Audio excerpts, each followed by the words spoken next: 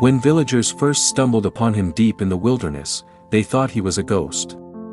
Ragged, barefoot, holding a wooden spear, he stepped out of the mist like a figure from a forgotten tale. But the truth was far stranger. He was a boy who had lived alone in the forest for 8 long years. His name was Aaron. At just 7 years old, tragedy struck. His parents, poor wanderers, frail and sickly, disappeared one night, never to return. He woke to a cold fire, the forest stretching endlessly around him, and silence that answered every cry for help. No one came. No one called his name. The forest became his only home. At first, survival was nearly impossible. He starved. He shivered. He wept into the darkness, terrified of the sounds that surrounded him. His first attempts at fishing left him empty-handed. Berries made him cough and gag. But slowly, he learned. The forest became his teacher. Failure hardened into wisdom.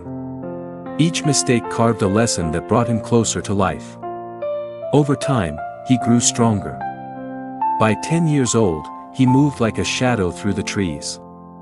The wolves that once stalked him became his companions. Birds perched on his hands. Deer lingered near him at dawn, unafraid. He was no longer just surviving. He was part of the forest, claimed by it, raised by it. But the wild was not always gentle. Winters cut deep. Snow buried the world in silence. Thin and weak, wrapped in animal hides, Aaron huddled beside fires that barely stayed lit. Hunger gnawed at him. Wolves howled in the distance. More than once, he wondered if he would see the morning light. Years passed. The boy grew into a young man, his hair long, his face rough, but his eyes still soft with wonder. He carved symbols into stone to count the years, marking the passage of time in a world where clocks did not exist. 8 winters came and went.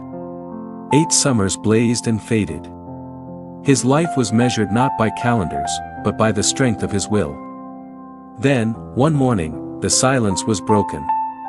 Hunters wandered into his territory. At first, he rushed forward with his spear, ready to defend his forest. But when the strangers lowered their weapons, he froze. For the first time in nearly a decade, Aaron saw human faces. They brought him back to their village, a place of fire, food, and noise that overwhelmed him. He ate with his hands, glancing nervously at the stares of curious children. Words felt broken on his tongue, rusty after years of silence. The language of humans was foreign, replaced long ago by the whispers of trees and rivers. Though he returned to civilization, part of him always remained in the wild. He shared what he had learned, teaching children to track animals, light fires, and respect the forest.